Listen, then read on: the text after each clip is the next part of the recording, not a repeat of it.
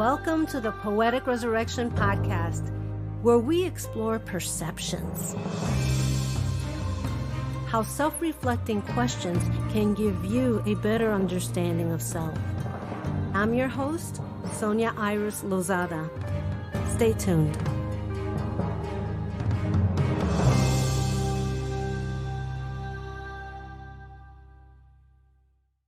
Hello and welcome. Today we have Melissa Da Silva, and she is a poet. We're going to discuss her book, Lose Me, and she will be releasing a new book in August called Last Kiss. Welcome. Thank you. Thanks for having me on, Sonia. Oh, yeah. I read your book, and what I like is that it's an easy book to read. Thank you for that, because you could get the emotion and everything right through it. It's about being in an unhealthy love relationship. Can you tell me more about Lose Me? So I wrote Lose Me during my relationship. And like when we would fight, I would be up like till midnight, past midnight, 2 a.m. writing how I felt. So it was very much like therapy for me. When I wrote all of this, I didn't realize that I played my part in the book too. And what inspired the name is that I lost myself trying to love somebody else. So I called it Lose Me because I lost myself and he lost me too. So that's why I called it Lose Me. Oh, perfect. For the audience, we are going to read a couple of poems and we're going to discuss them. And the first one she's going to read is Lose Me. Making excuses for your behavior, finding reasons to forgive you that work in your favor, creating scenarios in my mind of better times, shutting my eyes to indiscretions, choosing to see the good. Lately, I'm finding that hard to do. I like that because I think most of us have gone through relationships that we have a really difficult time with. We want to understand, but at the same time, what part did you play in giving up yourself, shutting my eyes to indiscretions? Things would happen and I would just most of the fights you have, apparently there are no solutions. I think I would hold on to a lot of resentment about things because things never got fixed. So they would just add up and pile up and pile up. And then, you blow up. It was kind of like that. In losing yourself and keeping the indiscretion, so they kept building.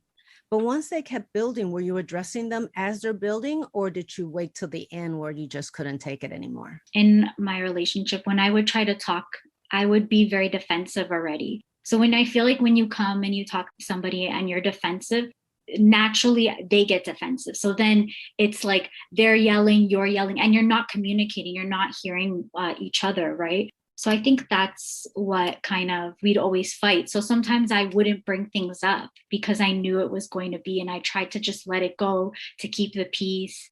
And it would just make things worse. I've been there. Yeah. And it's only in retrospect do you realize that what your part was in it. And also you realize a lot of insecurities, because when you don't want to fight, it's because you don't want to lose. Exactly. I found that if I went through that, I was afraid of losing the relationship, and I didn't want to lose the relationship. Melissa is going to read us Fighting. Fighting, screaming at the top of my lungs, hoping you'd come to your senses. Communication with you, cutting you off mid-sentence. Accusations, making excuses. Truth is, nothing you say makes a difference. Through anger, we can't seem to agree. So when you cut off someone mid-sentence, what were you feeling? I would cut him off.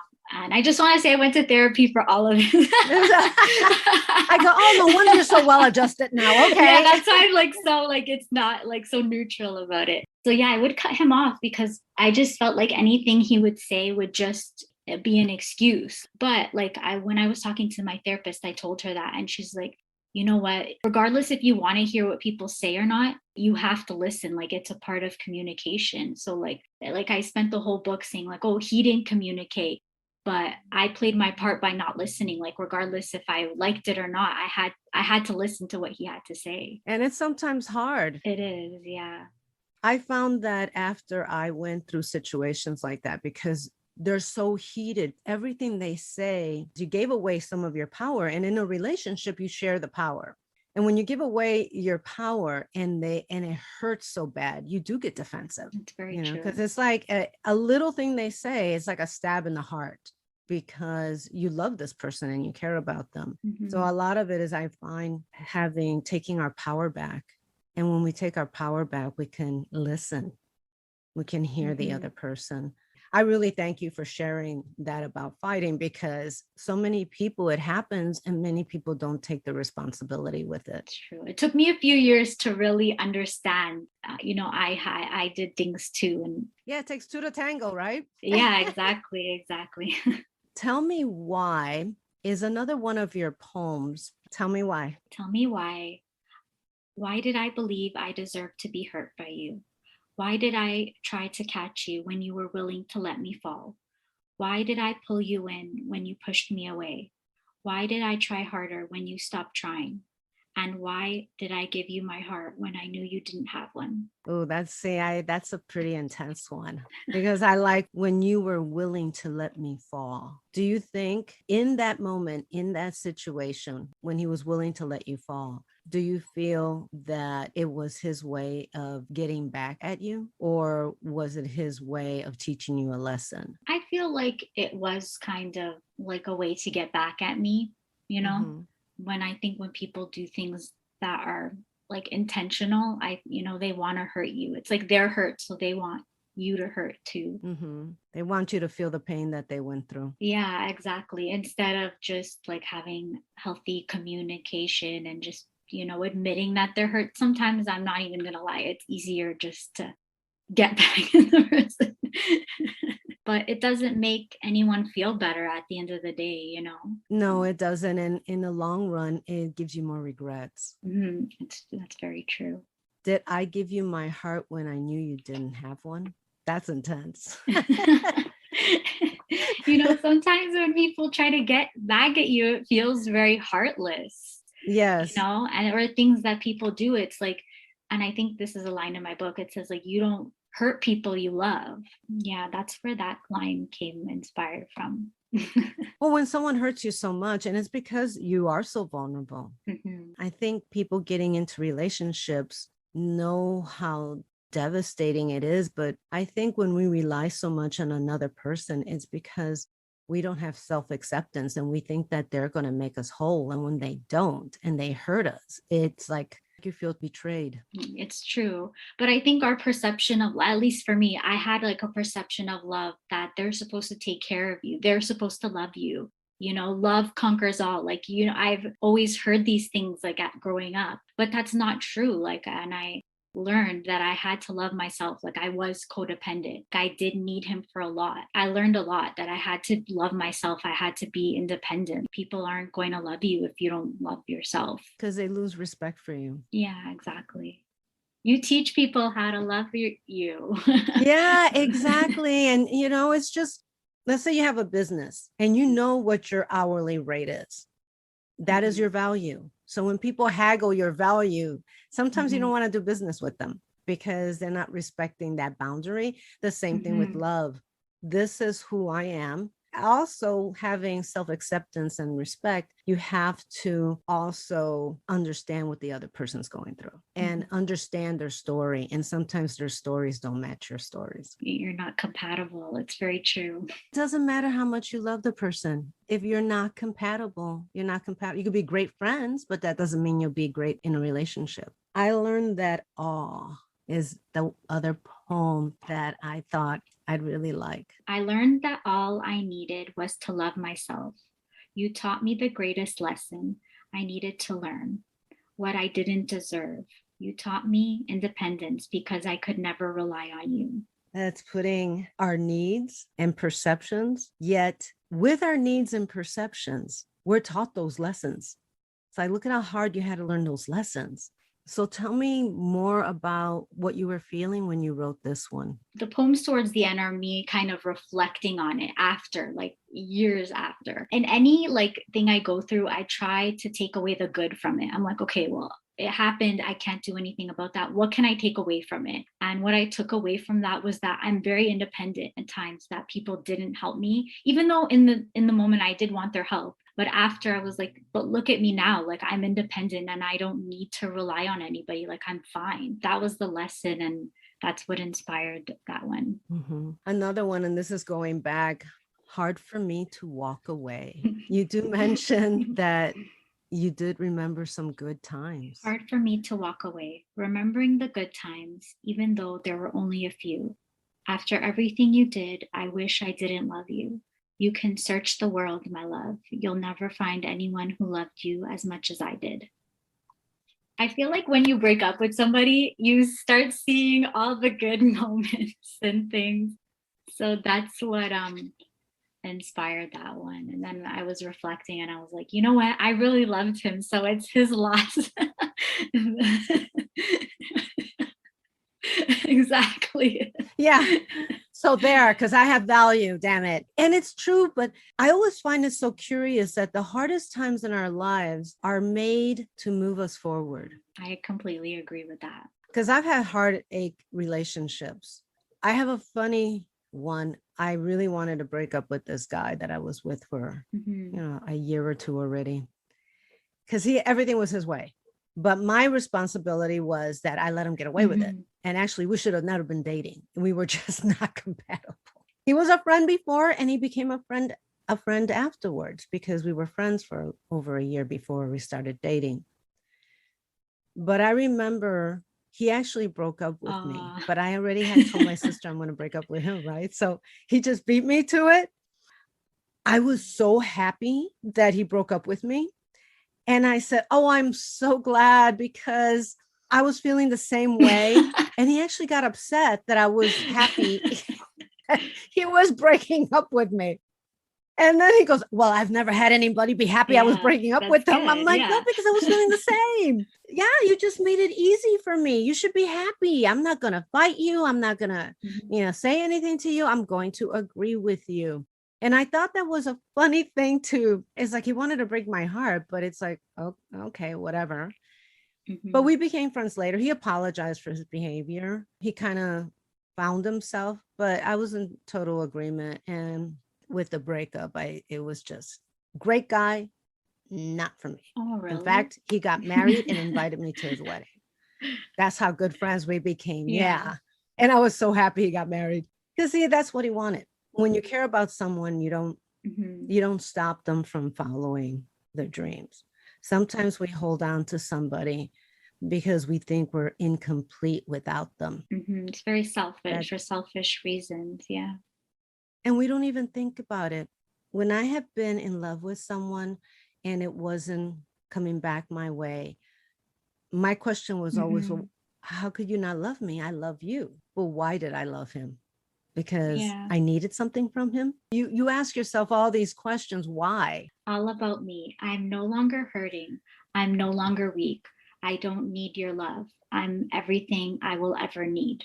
Now, you say it took you a couple of years to write this and to go through the experience. When you did this poem, what made you say, I'm going to publish? Well, I wanted to publish it about 2 years ago. And I kind of went back and forth because I wanted to tell the true story. But every time I would write about it, like I would wait months, and then my perspective would change on it. I'd be like, oh, I don't really feel that way anymore. Like, this is how I feel. So I kind of struggled with, what do I want this story to be? But I wanted it to be as close to my own personal story as it could be. So the story kind of changed. I added the poems towards the end more when I started healing. During the relationship, I feel like I really felt like I needed him to love me, and then that would make me lovable. But all I needed was myself.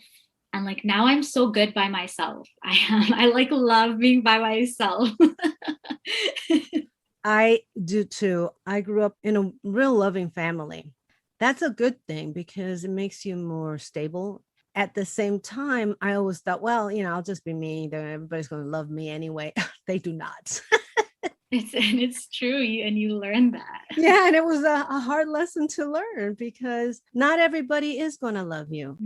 Everyone has their own story. How do you think your story has changed? During our pre-interview, I told you I lost my job, which I'm fine with. I'm fine with that. I lost it because I started getting more into writing and trying to advertise my book. And I want to write other books too. So now I'm just trying to build a life where I'm going to be happy, where I'm always going to take care of my needs before I take care of somebody else's. And some people may think, oh, that's really selfish.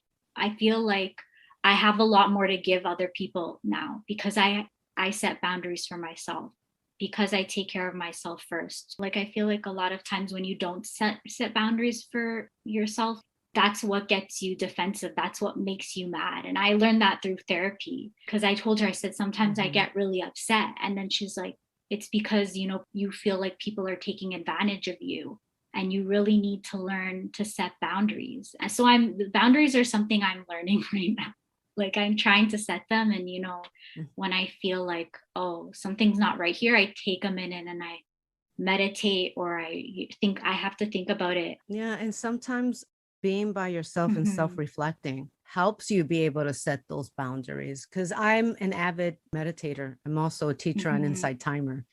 You do need to set the boundaries. And then you know what you can give, because you know what your boundaries are. Exactly. Yeah.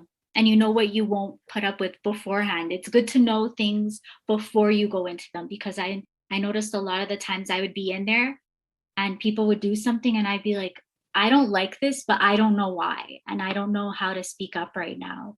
So I'd have to go, and then, you know, you avoid things because it's hard. And then the next thing you know, you're mad. Yes, been there. Mostly with Yes, work. I've worked at certain jobs just for the purpose of making money, because you have to pay the bills. I live in Los Angeles. Los Angeles is pretty expensive to live in. The pandemic was actually a godsend in terms of it gave me time to be home and reflect. On the other end, it was a horrible thing with so many people dying and people losing jobs. And I mean, it affected me financially too. My hours were cut.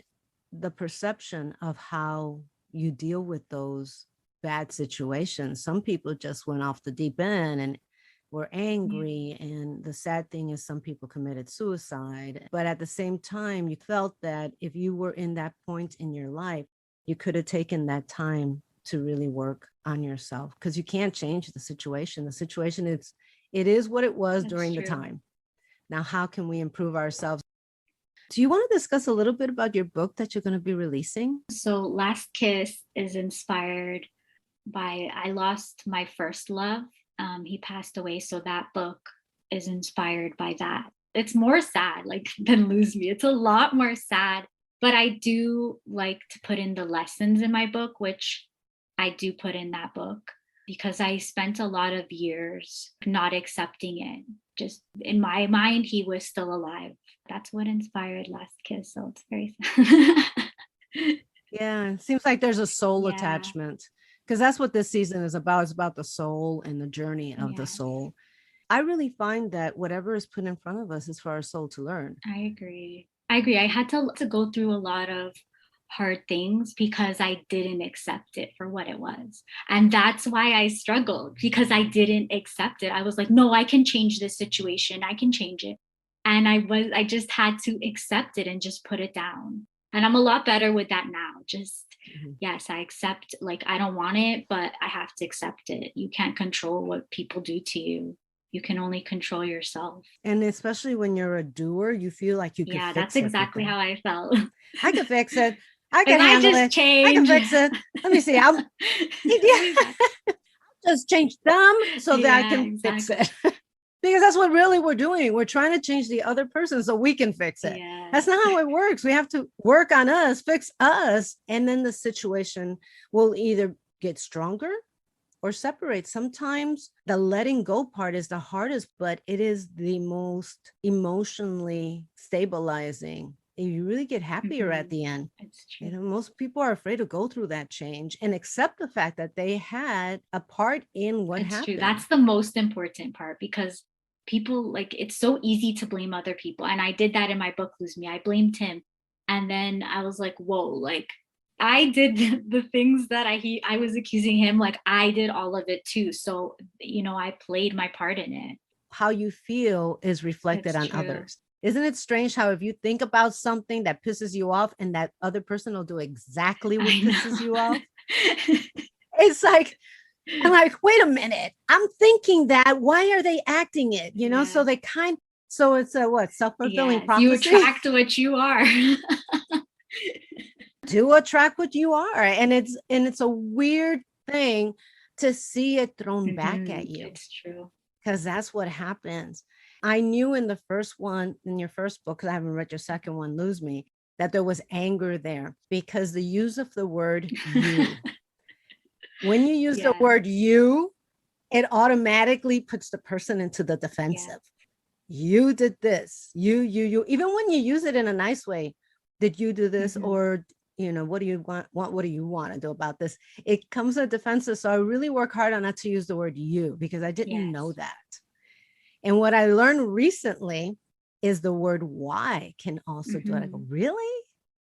And I'm like, why are they saying now to use I statements, right? Like, oh, I feel.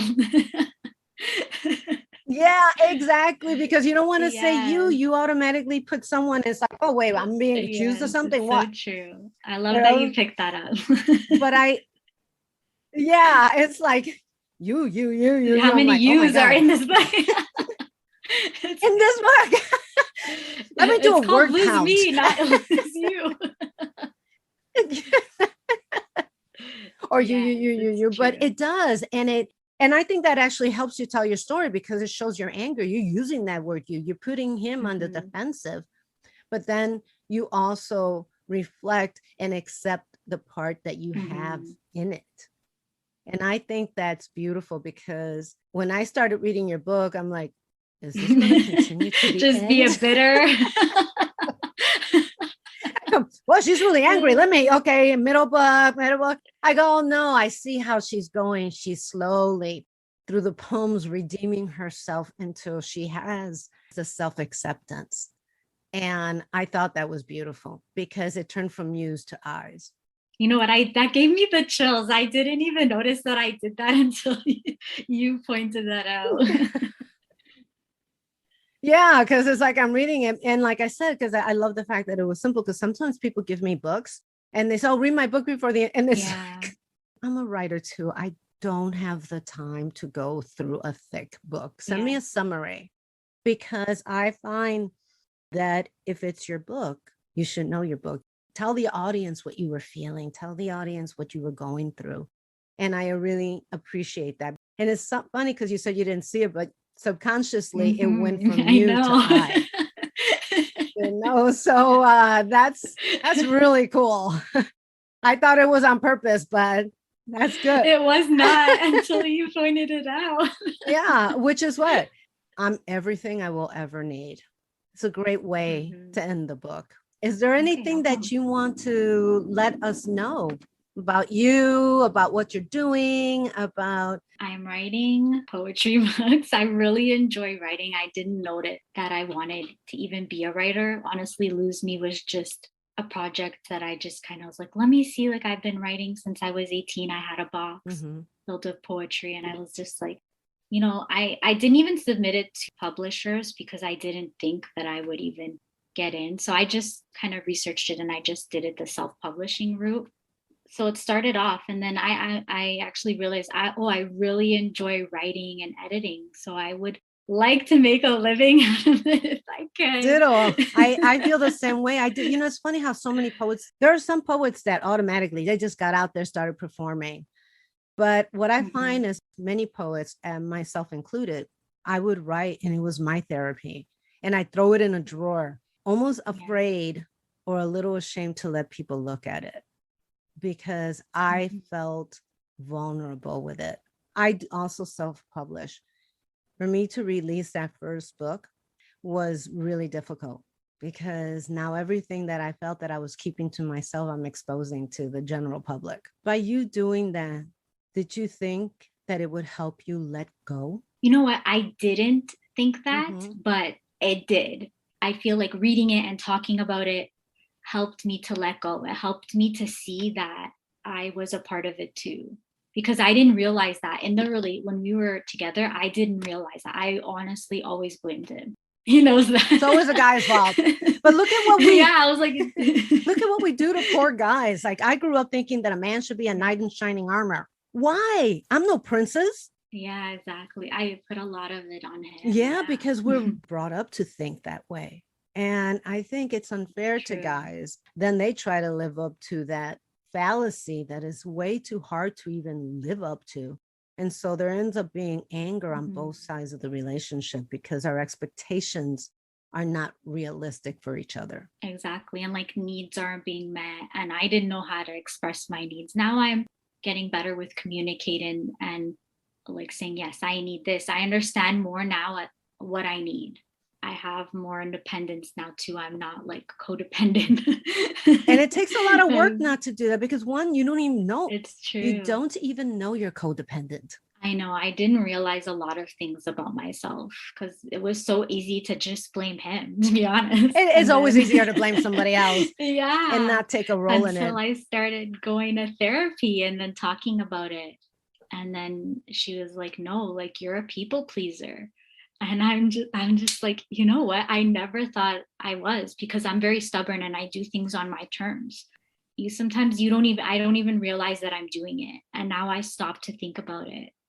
And it's improved my relationships with everybody too, realizing that. That's true. I mean, there's so many things you understand about yourself. It was funny. I once had a boss that told me I was stubborn. And I'm like, I'm not stubborn. and I'm really not. And it was in a work environment. Yeah. So, you know, I used to be director of administration. I'm used to doing management. So when he said that to me, excuse me, I am not stubborn. I am bossy. Get it right. Like, that's so much better. I know. Yeah. It's so true. It's like the words people use sometimes. Yeah. Bossy sounds better than stubborn. Right. But you know, when it comes to business, I had so much time to put into the financial part. So you have to be in business. It wasn't my pleasure to be that way, honestly, because I'm very much a people person. I like to talk to people. I like to be funny. And you wouldn't think that from all my meditation and my poetry. But yes, comes out in my actor part because I like doing more comedy stuff. Accepting how you are and taking responsibility is a hard thing because you're blinded by it. And once you take off your blinders, you say, oh, look what I did. I'm like, oh, I can't believe I did that. That's not me.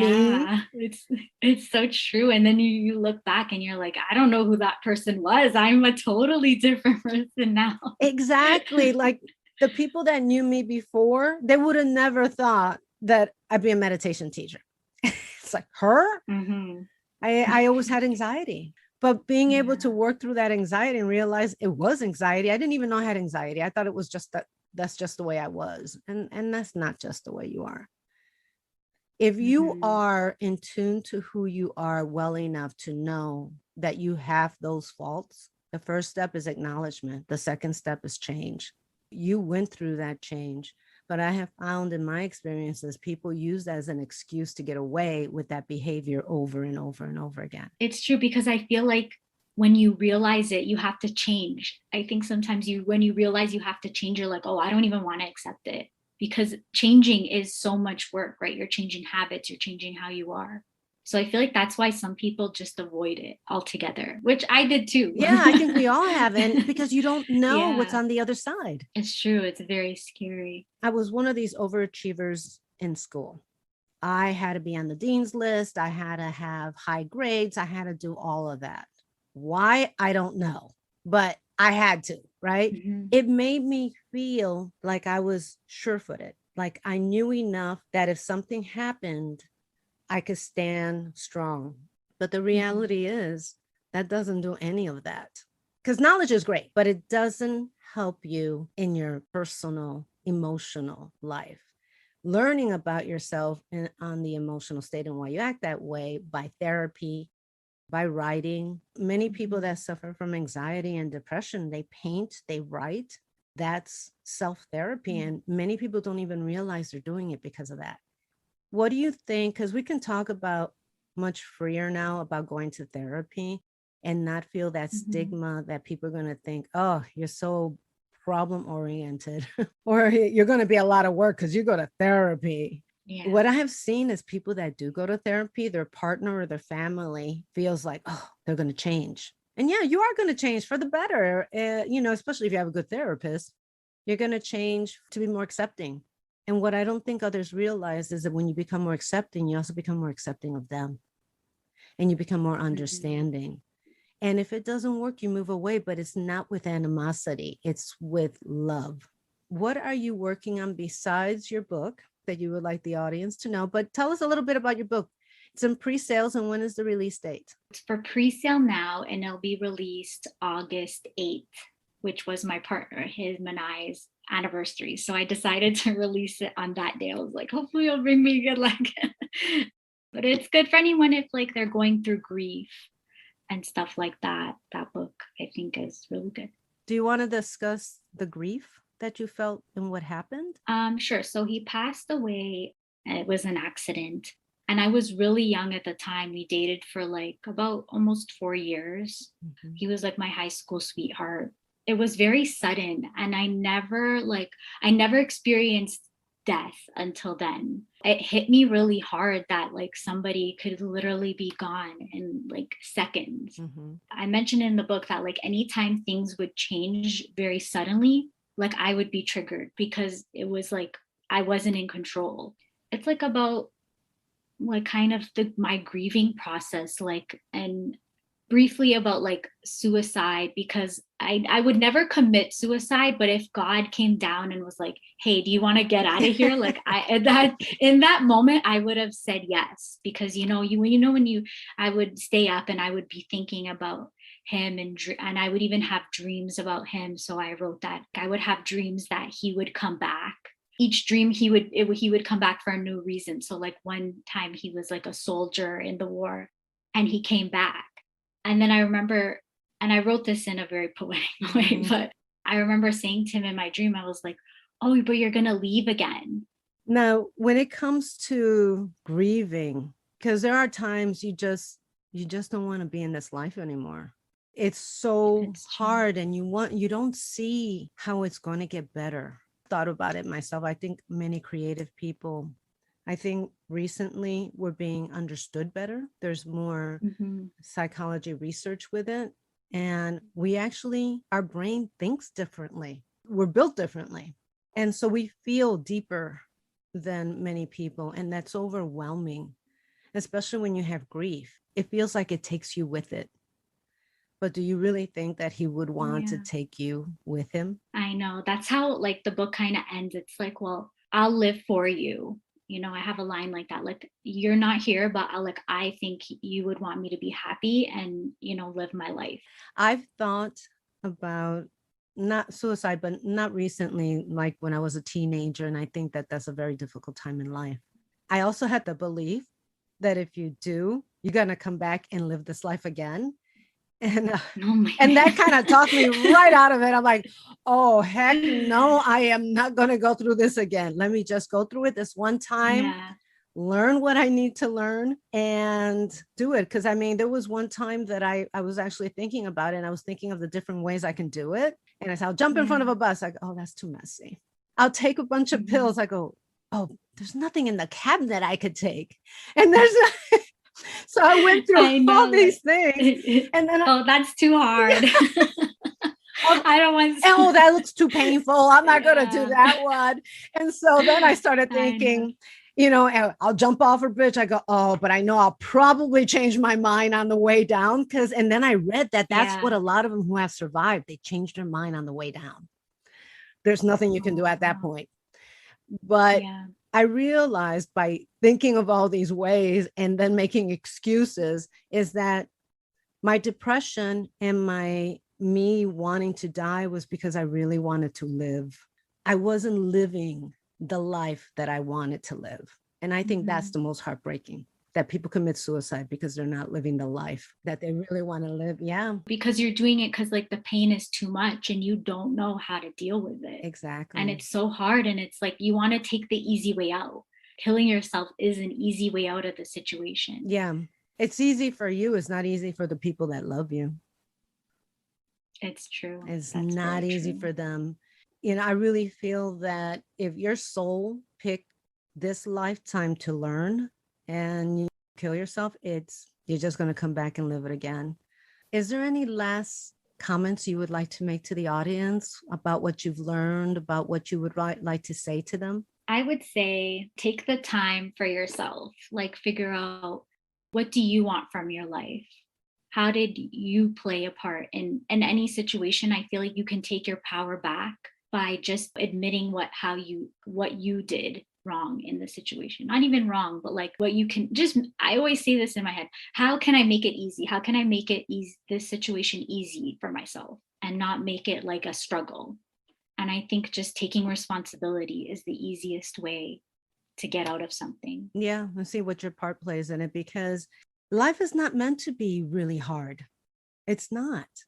We put ourselves in that position because we have these beliefs and ideas that life has to be A, B, and C. It's not.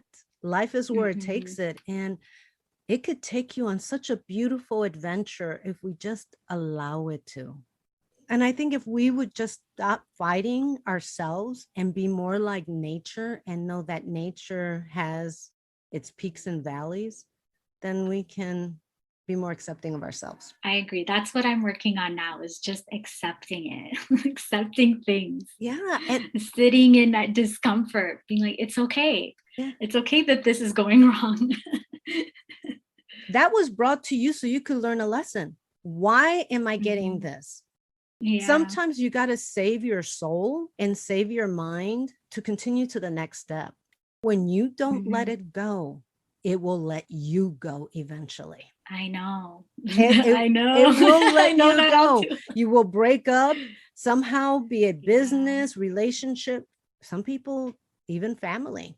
I really feel that family is our biggest lesson in this life to learn, is how to work in a family and how to be a strong family unit. That's a big challenge, I find, in many families. But I think those are the lessons we need to learn. So in closing, do you have anything else to say? No. I think I've said a lot. Okay, cool.